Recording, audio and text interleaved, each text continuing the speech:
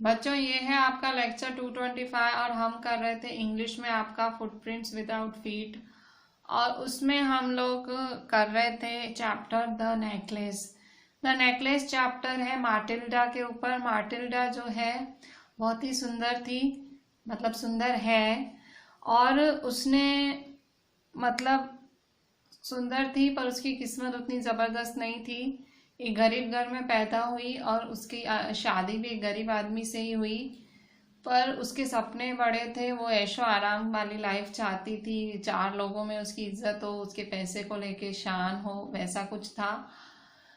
उसका हस्बैंड कोशिश करता था उसको खुश रखने की, पर पैसे नहीं थे। एक बारी उसके हस्बैंड ने बताया कि एक बहुत बड़ी जगह से इनविटेशन आया है इन लोग के पास। सो इनविटेशन हस्बैंड के मिनिस्ट्री से था। तो इनविटेशन उसके हस्बैंड को था, बहुत मतलब उसी के डिपार्टमेंट के जो हेड थे उन्होंने इनविटेशन दिया था। इनविटेशन में एक पार्टी अटेंड करनी थी इन लोगों को, बॉल मतलब एक डांस पार्टी थी। सो माटिल्डा ने मना किया, नहीं जाएगी। तो हस्बैंड ने पूछा तो उसने बताया कि भाई ड्रेस नहीं है। हस्बैंड ने ड्रेस के लिए पैसे निकाल के दिए, बहुत सुंदर ड्रेस ले आई। अब फिर परेशान है, कह रही है अब मेरे पास ज्वेलरी नहीं है। सो अब उसके हस्बैंड ने कहा कि तू अपनी फ्रेंड से मांग ले। उसने फ्रेंड से मांगी, फ्रेंड ने सारा का सारा ज्वेलरी का डब्बा आगे रख दिया और उसने उसमें से एक डायमंड नेकलेस चूज किया, सबसे सुंदर डायमंड नेकलेस चूज किया। और हम आज पढ़ रहे हैं आगे पेज नंबर 42 पे। So she fell upon the neck of her friend, embraced her with passion, then went away with her treasure. एकदम उसने, जब उसकी फ्रेंड ने उसको वो नेकलेस दिया और वो एकदम अपनी दोस्त से लिपट गई। माटिल्डा इतनी खुश हो गई, अपनी दोस्त से लिपट गई और बहुत ही एकदम पैशन के साथ, बहुत ही मन के साथ उसको गले लगाया। और फिर वो उसका जो नेकलेस था वो उठा के वो चल दी। अब जो दिन था, day of the ball arrived, मतलब जो डांस पार्टी का दिन था वो अब आज आ गया। मैडम लॉयसल मतलब माटिल्डा। माटिल्डा वॉज अ ग्रेट सक्सेस, मतलब वो ऑलरेडी सुंदर थी। ड्रेस उसके हस्बैंड ने लेके दी थी, बहुत सुंदर सा नेकलेस पीस उसने फ्रेंड से उधार लिया था। She was the prettiest of all, बहुत ज्यादा सुंदर दिख रही थी। Elegant, gracious, smiling and full of joy. So elegant का मतलब स्टाइलिश, ग्रेशियस मतलब एकदम काइंड दिख रही थी, स्माइलिंग हंसती हुई और खुश खुश। ऑल द मैन नोटिस्ड हर, उस पार्टी में, उस डांस पार्टी में, उस बॉल में हर आदमी ने उसे नोटिस किया, हर किसी ने उसका नाम पूछा और हर कोई उससे मिलना चाहता था। मतलब इतनी सुंदर दिख रही थी, इतनी ज्यादा प्रेजेंटेबल दिख रही थी। She danced with enthusiasm and intoxicated with pleasure, thinking of nothing but all this admiration. वो एकदम एक्साइटमेंट के साथ नाच रही थी और वो अपने प्लेजर में, अपने खुशी में ऐसी घुसी हुई थी। मतलब इंटॉक्सिकेटेड मतलब एक जुनून सा, ऐसे एक मस्ती में नाच रही थी।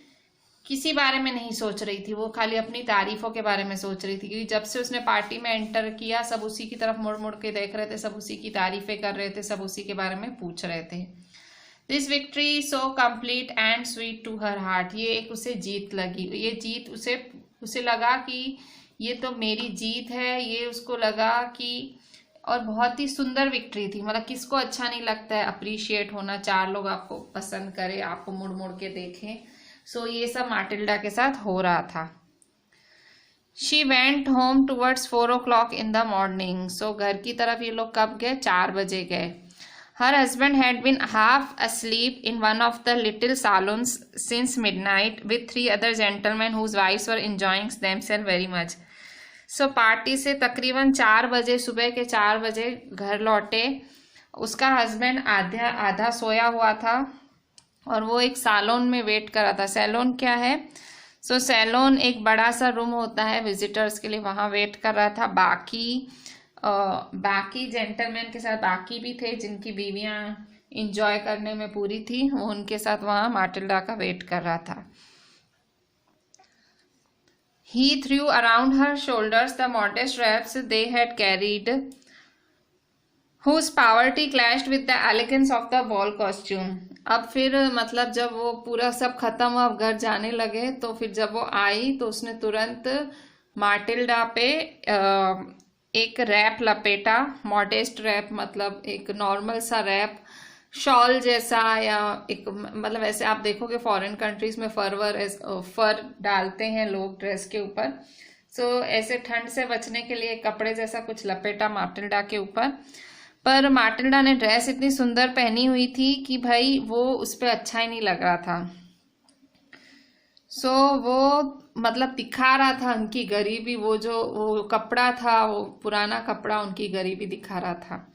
माटिल्डा ने पूरी देर जैसा बिहेव किया वो कहीं किसी अमीर औरत से कम नहीं दिख रही थी, पर ये जो कपड़ा था वो उसकी गरीबी दिखा रहा था। ठीक है, सो she wished to hurry away in order not to be noticed by the other women who were wrapping themselves in rich furs। वो नहीं चाहती थी कि भाई कोई और उसे ऐसे गंदे कपड़े में, गंदा इन द सेंस नॉर्मल कपड़ा, मतलब एक भाई उसको गरीब दिखा रहा था वो कपड़ा, वो चाहती थी कि ऐसे लपेटी हुई वो कोई और उसे ना देख ले। और बाकी औरतें सुंदर सुंदर फर लपेट रही थी, वो फर आपको पता होगा, तो फर लपेट रही थी और ये लपेट रही थी एक नॉर्मल सा कपड़ा। लॉइजल डिटेन्ड हर, सो उसके जो पति है उसने उसको रोका। वो बहुत ही उतावली हो रही थी वहां से निकलने के लिए, क्योंकि बाकी औरतें थी उसके साथ की, वो कोशिश कर रही थी कि वो उसे नोटिस ना करें। वेट सेड ही, उसके पति ने कहा भाई वेट कर, हम घर जाएं, मैं कैब बुलाता हूँ। ठीक है, उसके पति ने कहा हम कैब में घर जाएंगे, पर वो तो सुनने को ही तैयार नहीं थी और जोर जोर से सीढ़ियां उतरने लगी। और जब वो सड़क पे आए उनको कोई भी, दे फाउंड नो कैरेज, ठीक है, टांगा कोई नहीं मिला। और फिर वो ढूंढते रहे उसे, और फिर उन्हें एक कोचमैन दिखा, एक टांगे वाला दिखा, और वो उसकी तरफ बढ़ने लगे। वो रिवर की तरफ गए और एकदम ठिठुर रहे थे, तो फाइनली उनको एक पुराना कैरेज मिल गया, एक पुराना टांगा मिला। ये ऐसा टांगा आपको पेरिस में मिलता है, एकदम अंधेरी रातों में ऐसा टांगे दिखते हैं। It took them as far as their door and they went wearily up to their apartment। और ये इस टांगे ने पूरा उनको घर तक पहुंचाया और वो एकदम थके हारे अपने फ्लैट में, अपने अपार्टमेंट में पहुंचे। It was all over for her, अब पूरी पार्टी वार्टी सब पूरा हो गया था। And on his part he remember that he would have to be at the office by 10 o'clock। और माटिल्डा के पति को याद आया कि भाई मुझे 10 बजे तो ऑफिस भी जाना है। ठीक है, 4 बजे तो वो वहां से निकले थे। उसके पति को याद आया कि भाई 10 बजे तो मुझे ऑफिस भी पहुंचना है। She remove the wraps from her shoulders before the glass, अब वो मिरर के आगे खड़ी हो गई और उस पे जो लपेटा था उसके पति ने वो उतार के वो खुद की तरफ एक बार और निहारने वाली थी, क्योंकि वो इतनी ज्यादा सुंदर दिख रही थी उस ड्रेस में। Suddenly she uttered a cry, फिर एकदम जोर से चीखी। हर नेकलेस वॉज नॉट अराउंड हर नेक, वो सुंदर सा जो डायमंड नेकलेस जो कि उसने उधार लिया था अपनी फ्रेंड से, वो उसके गले में नहीं था। लॉइजल already half undressed asked what is the matter. लॉइजल जो था उसका पति था, आधे कपड़े उतार चुका था और वो उससे पूछता है क्या हुआ।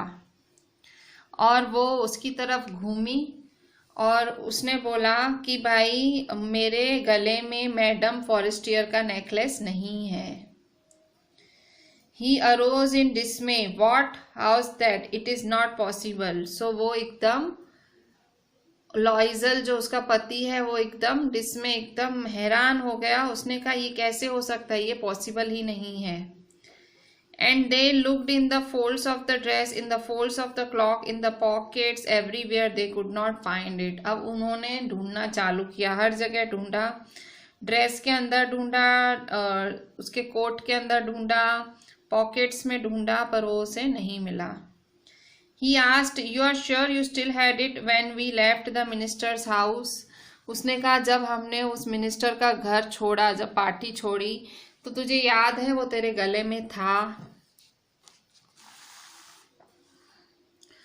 सो वो कहती है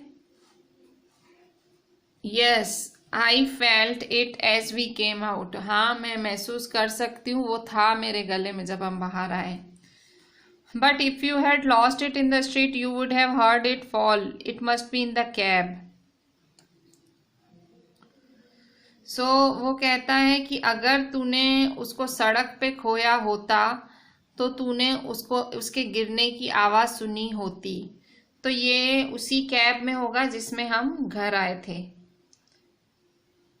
yes it is possible, did you take the number, क्या तूने उसका नंबर लिया।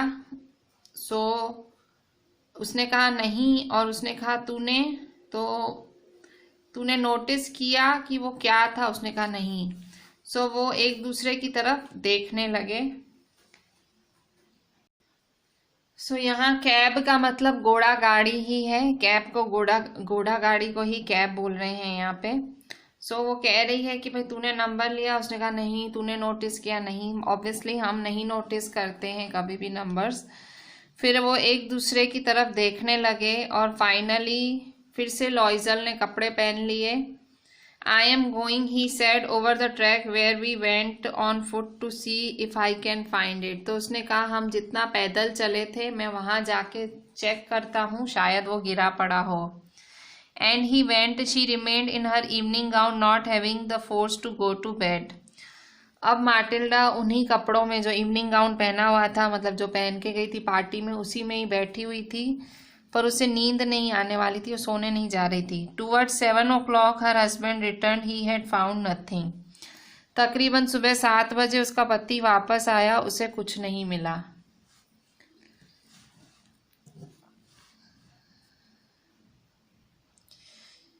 ही went to the police and to the cab office. उसका पति पुलिस में रिपोर्ट लिखवाने गया, कैब ऑफिस मतलब टांगों की वो घोड़ा गाड़ी की ऑफिस में गया, उसमें एडवर्टाइजमेंट दिया न्यूज़पेपर में कि कोई वो नेकलेस ढूंढ के देगा, हम रिवॉर्ड देंगे। She waited all day in a state of bewilderment before this frightful disaster. और वो पूरी देर वेट ही कर रही थी, मतलब उसका पति कर रहा था सब कुछ जो कर सकता था कर रहा था, और वो डरी हुई थी, एक डिजास्टर की तरह था, एक बुरी चीज हो गई थी इन लोग के साथ। Loisel return in the evening, his face pale, he had discovered nothing. और शाम को जब लॉयजल घर आया, उसका मुंह पूरा उतरा हुआ था, उसको वो कुछ भी नहीं मिला था, मतलब डायमंड नेकलेस का कोई सुराग नहीं मिला था। He said, write to your friend that you have broken the clasp of the necklace and that you will have it repaired. That will give us time.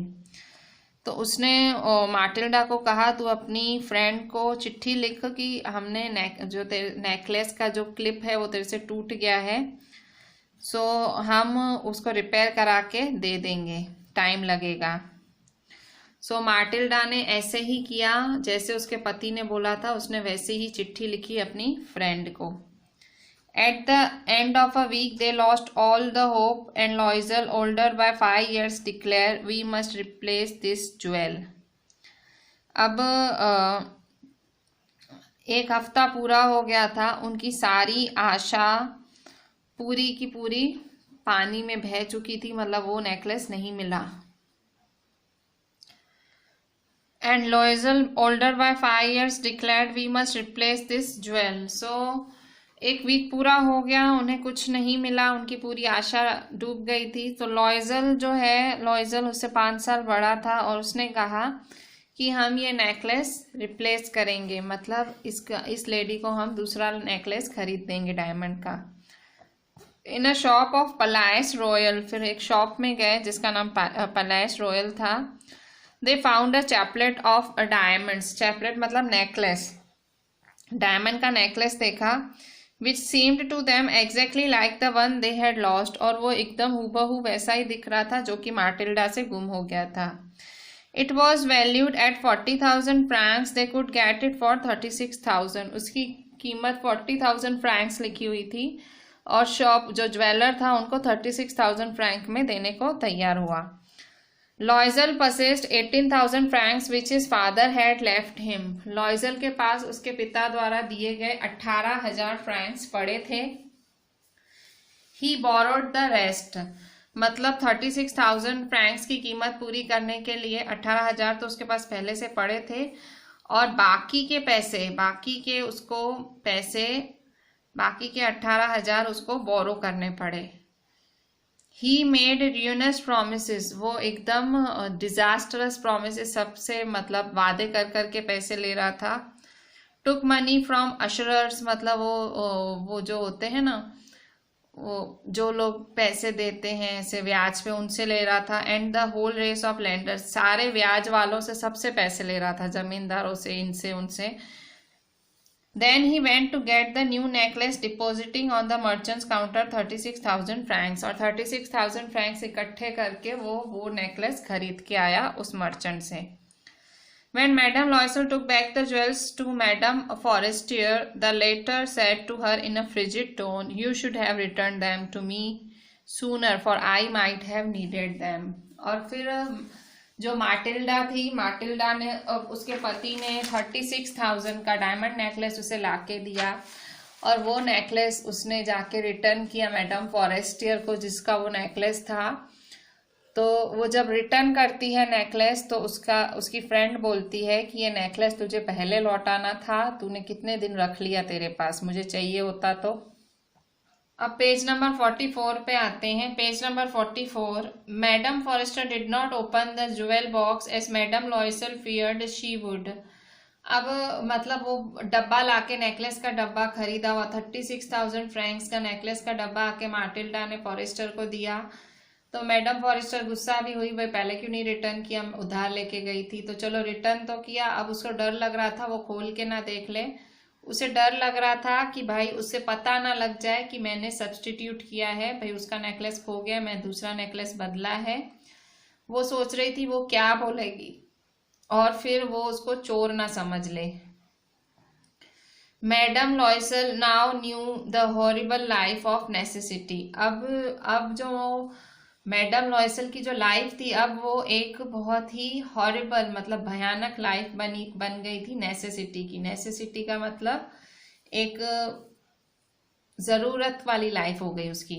कैसे?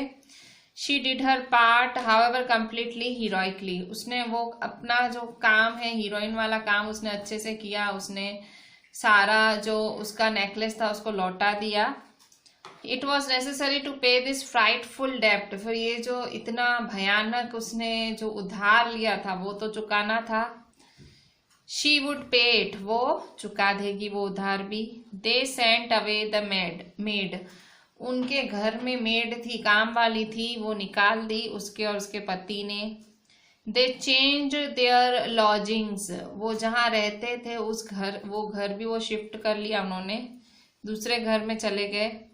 दे rented some rooms in an attic. फिर वो जहाँ नई जगह पे गए वहाँ पे भी वहाँ उन्होंने मतलब वहाँ नई जगह ऐसे ली, एक छोटी सी जगह ली और वहाँ भाड़े पे रहने लगे, रेंट पे रहने लगे.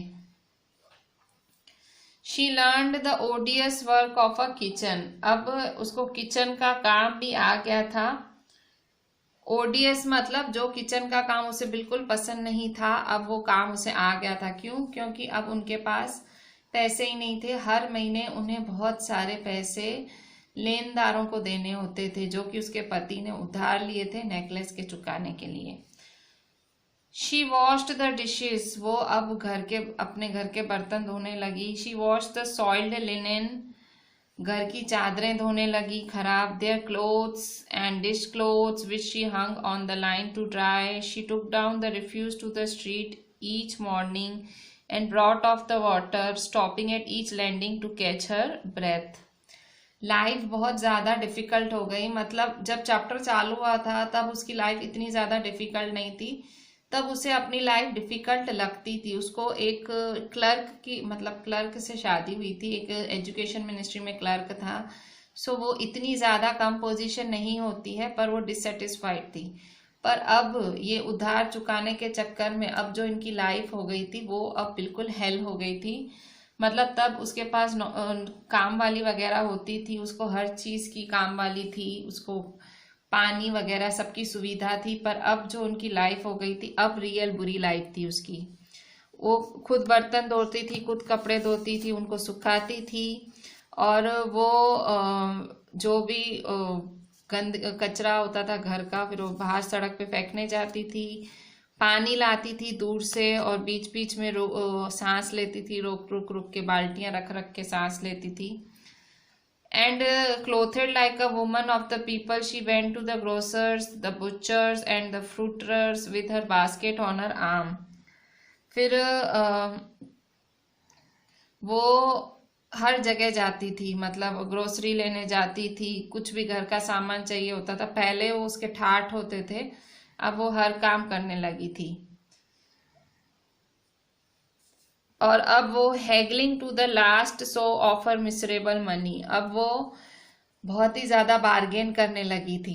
ठीक है, हैगलिंग मतलब कचकच करती थी, और एक एक पाई पाई के लिए वो अब कचकच करने लगी थी। मतलब पैसा उनके लिए बहुत ज्यादा, अब एक बहुत ज्यादा, क्योंकि हर महीने उनको बहुत ज्यादा डेप्ट देना पड़ता था, इतना ज्यादा उनको, उनके ऊपर जो कहते हैं ना, उनके ऊपर लोन जैसा था। तो वो लोन, इतना सारा लोन उनको अपनी हैसियत से ज्यादा तो लोन भरना पड़ता था। तो एक हाउसवाइफ होने के कारण वो बहुत बचत करती थी। The husband worked evenings putting the books of some merchants in order, and nights he often did copying at 5 Swiss a page. अब उसका हस्बैंड क्या किया, अब पत्नी ने तो ऐसे किया, पति ने क्या किया, पति अब शाम को भी काम करने लगा था, उसकी ऑफिस जॉब थी, ऑफिस के बाद भी काम करने लगा, और फिर वहाँ किसी मर्चेंट के यहाँ काम करता था, वहाँ किताबें लगाने का, और फिर रात को एक पेज को कॉपी करने के वो 5 स्विस लेता था। 5 स्विस ये करेंसी है वहाँ की। And this life lasted for 10 years। उसकी बीवी की भी ऐसी हेल्थ जैसी लाइफ रही, कोई उसका ऐशो आराम नहीं, ऐशो आराम तो छोड़ो, नॉर्मल लाइफ भी नहीं रही। पति भी पूरा दिन सुबह से शाम नौकरी करे, शाम को मर्चेंट के यहाँ काम करे, रात को पेजेस कॉपी करता था। तो इस तरह से इनकी ऐसी लाइफ 10 साल चली, दोनों की ऐसी लाइफ 10 साल चली। Eight the end of 10 years they had restored all. 10 साल की ऐसी कठिन लाइफ के बाद उन्होंने सब कुछ रिस्टोर कर लिया। रिस्टोर का मतलब जो उन पे कर्जा था वो उन्होंने फाइनली चुका दिया। ठीक है, दे हैड रिस्टोर्ड ऑल। ठीक है, मैडम लॉयजल सीम्ड ओल्ड नाउ। अब 10 साल बाद मैडम लॉयजल की जो अब ऐसी लाइफस्टाइल हो गई थी, इतनी बुरी लाइफस्टाइल हो गई थी, अब मैडम लॉयजल अब बूढ़ी दिखने लगी थी। She had become a strong hard woman, the crude woman of the poor house hold. अब वो एकदम स्ट्रॉन्ग, पहले वो नाजुक हुआ करती थी, अब एकदम कठिन हो गई थी, एकदम सख्त हो गई थी। The crude woman of the poor house hold, जैसे जो एकदम गरीब घरों की औरतें होती हैं, एकदम वैसी हो गई थी, काली सी। हर हेयर बैडली ड्रेस्ड, उसके बाल एकदम बिखरे बिखरे होते थे। हर स्कर्ट्स, और जो उसकी स्कर्ट होती थी कभी भी प्रेस की हुई नहीं होती थी, हमेशा बिखरी हुई होती थी स्कर्ट पहनी हुई। हर हैंड्स रेड, हाथ पूरे लाल हो गए थे काम कर करके। She spoke in a loud tone and washed the floors with large pails of water. और वो बहुत जोर से बोलने लगी थी अब, और घर के जो फ्लोर है वो पानी की बाल्टियां डाल डाल के धोती थी। मतलब पहले एकदम नाजुक सी होती थी, पर इन 10 सालों ने उसे एकदम अलग बना दिया था, एक पूरी कंप्लीट एक गरीब घर की गृहिणी बना दिया था। But sometimes when her husband was at the office, she would seat herself before the window and think of that evening party of former times, of that ball where she was so beautiful and so flattered. पर कई बारी जब उसका पति office में हुआ करता था और फिर वो अपने घर की खिड़की पे बैठ के ऐसे उस शाम के बारे में सोचती थी जिस शाम को वो पार्टी में गई थी, वो सुंदर सी ड्रेस पहन के गई थी, और उस शाम को वो कितनी सुंदर दिख रही थी उस पार्टी में, तो वो उस शाम को याद करती थी अपनी बालकनी में बैठ के। How would it have been if she had not lost the necklace? Who knows how singular is life and how full of changes. How small a thing will ruin or save one. फिर वो सोचती थी कि कैसा होता अगर उसने वो नेकलेस गुम नहीं किया होता, किसे पता। लाइफ भी कैसी है, कितनी चेंज होती रहती है, कैसे एक छोटी सी चीज आपकी लाइफ खराब कर सकती है या वो छोटी सी चीज आपकी लाइफ बना भी सकती है। One Sunday, as she was taking a walk in the Champs Elysees to rid herself of the cares of the week, she suddenly perceived a woman walking with a child. एक Sunday को जब वो walk ले रही थी, मतलब एक walk के लिए गई हुई थी एक जगह, चैम्प्स एल्सीज करके जगह थी, वहां वॉक ले रही थी। मतलब पूरे हफ्ते उसने बहुत मेहनत की थी, एक वॉक ले रही थी, तो अचानक से उसने एक बच्चे के साथ औरत थी उसे पहचाना। It was madam Forestier, still young, still pretty, still attractive. So वो मैडम फॉरेस्टर थी, उसकी फ्रेंड थी, जो अभी भी सुंदर दिख रही थी, यंग दिख रही थी, अट्रैक्टिव दिख रही थी। और मैडम लॉयसल को इससे अफेक्ट हुआ, मतलब वो उसको बुरा लगा क्योंकि वो उसी की सहेली थी और दोनों एक जैसी दिखती थी। अब वो बहुत ही बुरी दिख रही थी और बहुत सुंदर दिख रही थी। Should she speak to her? Yes, certainly. And now that she had paid, she would tell her all. Why not?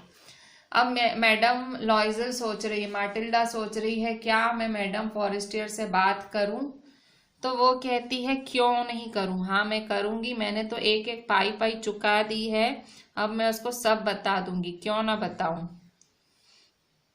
She approached हर, वो माटिल्डा उसके करीब गई और उसको बोला गुड मॉर्निंग जीन। अच्छा, उसका नाम था जीनी या Jean, JEANNE। Good morning Jeanne. Her friend did not recognise her and was astonished to be so familiarly addressed by this common personage. She stammered, but madam I do not know, you must be mistaken. So उसकी जो friend थी वो बिल्कुल माटिल्डा को पहचान ही नहीं पाई और वो हैरान थी कि कोई उसे उसके नाम से पुकार रहा है, इसलिए वो हिचकी और उसने कहा कि मैं आपको नहीं जानती, आपसे कोई भूल हुई है।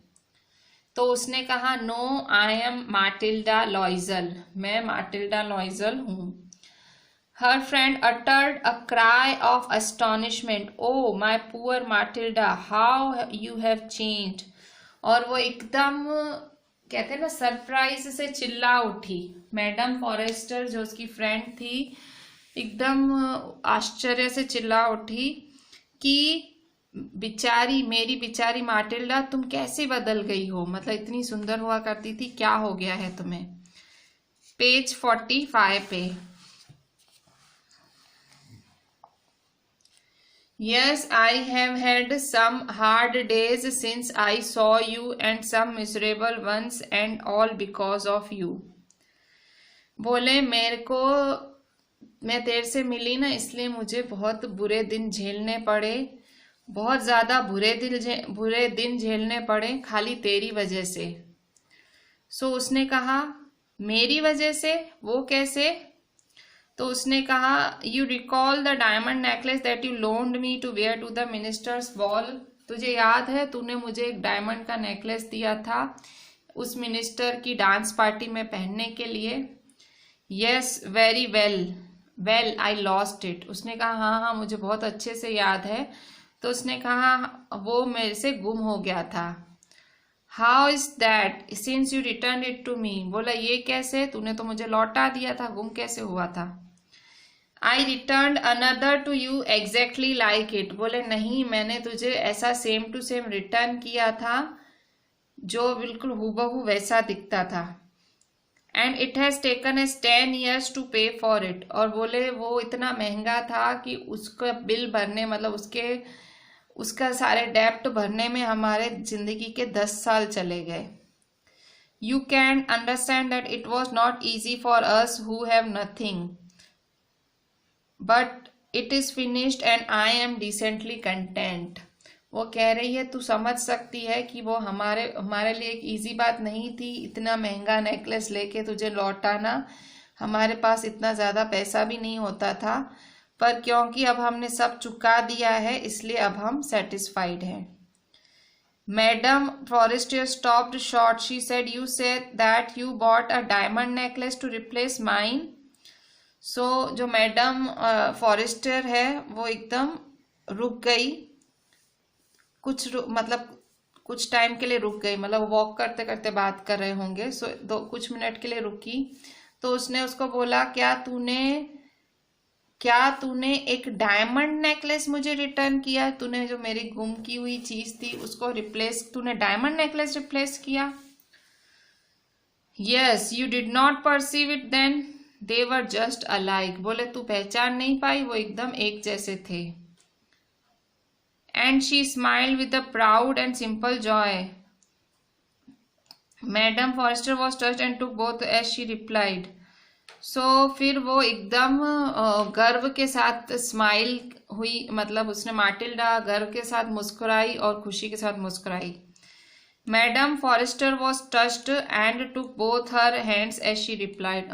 मैडम फॉरेस्टर एकदम टच्ड हो गई, एकदम रोने जैसी हो गई और उसने उसके दोनों हाथ अपने हाथों में लिए और जवाब दिया, ओ माय पुअर माटिल्डा, ओ मेरी बेचारी माटिल्डा, माइन वर फॉल्स। वो जो मैंने तेरे को डायमंड नेकलेस पहनने दिया था वो तो झूठा था। They were not worth over 500 francs, वो तो 500 फ्रैंक्स के भी नहीं थे। मतलब माटिल्डा ने 36,000 फ्रैंक्स के डायमंड नेकलेस उसे दिए थे और गुम हो गया था, तो मतलब गुम हुआ जो था वो सिर्फ 500 फ्रैंक्स का था और वो अब उसे लास्ट में पता चल रहा है। जो 10 साल उसने और उसके पति ने जो सब कुछ झेला वो एक फॉल्स नेकलेस के पीछे था। उस नेकलेस की कीमत सिर्फ 500 फ्रैंक्स थी, जबकि उन्होंने उधार लेके 36,000 फ्रैंक्स का नेकलेस उस मैडम फॉरेस्टर को दिया था। मैडम फॉरेस्टर को एकदम रोने जैसा हो गया, एकदम वो हैरान हो गई कि तूने मेरे को 36,000 फ्रैंक्स का नेकलेस दिया था, जो तूने गुम किया वो तो सिर्फ 500 फ्रैंक्स का ही था। This was all about this chapter, the necklace. Chapter में आपने देखा कि भाई एक डिसकंटेंटेड लेडी थी, इतनी बुरी उसकी लाइफ नहीं थी जितनी वो समझती थी। शोशा के चक्कर में फंसी और ऐसी बुरी फंसी कि उसके इस लाइफ के 10 साल बिल्कुल चले गए, उसकी सुंदरता चली गई, उसकी मतलब बहुत हालत खराब हो गई। लास्ट में पता लगता है कि जिस वजह से उसने इतना झेला, उसके पति ने और उसने इतना झेला, तो वो नेकलेस ही झूठा था। तो शायद अगर उस टाइम उसने अपनी फ्रेंड से कन्फ्रंट कर लिया होता कि भाई मेरा भाई नेकलेस गुम हो गया है तेरा, शायद वो क्लियर हो जाती चीज़, पर ऐसा कुछ नहीं हुआ, उसकी लाइफ ऐसे खराब होनी लिखी थी। Now we are turning back to chapter 7, जो स्टार्टिंग पेज है उस पर वापस आते हैं एंड यहाँ पे 2 क्वेश्चंस लिखे हुए हैं, हम वो डिस्कस करते हैं। What kind of a person is madam Loisel, why is she always unhappy. Madam लॉइजल किस तरह की औरत थी और क्यों हमेशा दुखी रहती थी। नेक्स्ट क्वेश्चन है what kind of a person is her husband, उनके पति किस तरह के इंसान थे। ये दोनों क्वेश्चन के आंसर करते हैं।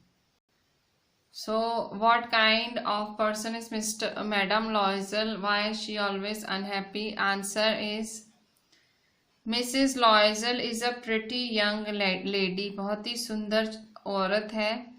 She is born in a family of clerks as if through an error of destiny, उसको किसी राजा महाराजा के घर पैदा होना था, उसकी सुंदरता इतनी थी, पर एक उसके भाग्य का खेल समझो या भाग्य की गड़बड़ी समझो कि वो क्लर्क की फैमिली में पैदा हो गई। She lost all hopes of becoming rich and famous and allowed herself to marry a petty clerk, उसको ये था कि मैं कभी रिच नहीं होंगी, मैं कभी भी फेमस नहीं होंगी, इसलिए उसने शादी कर ली एक क्लर्क से ही। ठीक है, उसकी फैमिली ने बोला ये क्लर्क है, शादी करनी है, उसने हाँ बोल दिया। She was not satisfied with her lot and always remained unhappy. वो खुद से बहुत ज़्यादा डिससेटिस्फाइड रहती थी कि मेरी लाइफ ऐसी क्यों है, मैं ज़्यादा डिजर्व करती हूँ, हमेशा दुखी रहती थी। She dreamt of all delicacies and luxuries. वो हमेशा अच्छे अच्छे खाने के बारे में, हमेशा ऐशो आराम के बारे में सोचती रहती थी। She dreamt of a good house, marvelous dishes and jewels. अच्छे घर के बारे में सोचती थी, सुंदर सुंदर डिशेस, मतलब अच्छे अच्छे खाने के बारे में सोचती थी, और ज्वेलरी के बारे में सोचा करती थी।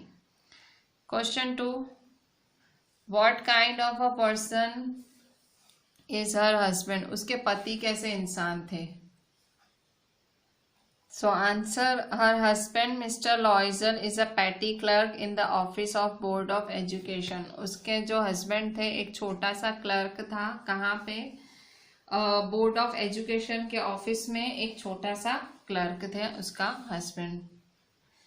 He is a simple and अनअज्यूमिंग person. वो एकदम सिंपल सा आदमी था, और मतलब जैसा चलता है वैसा चला वैसा इंसान। He knows his limitations but is ready to sacrifice his money to please his ambitious wife.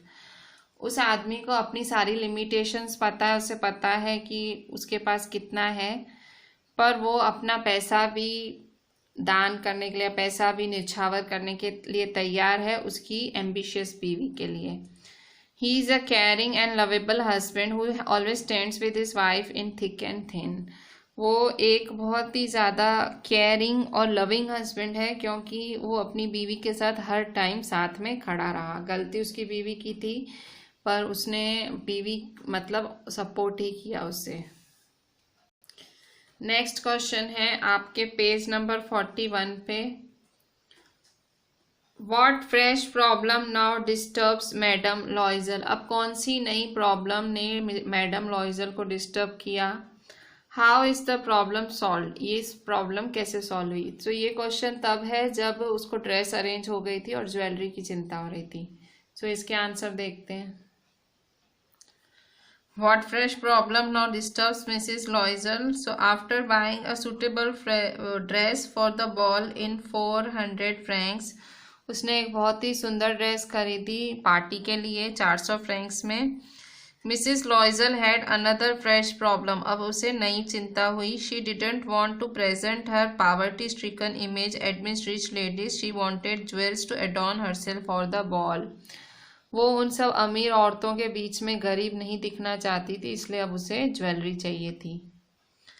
How is the problem solved? उसके पति ने उसकी ये प्रॉब्लम कैसे सॉल्व की?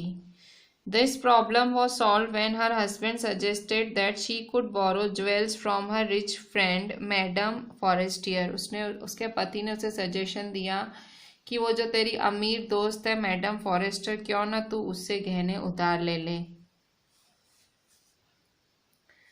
Madam Forrester willingly agreed to lend whatever jewels she wanted to borrow. Mrs. Loisel picked up a superb diamond necklace for the occasion.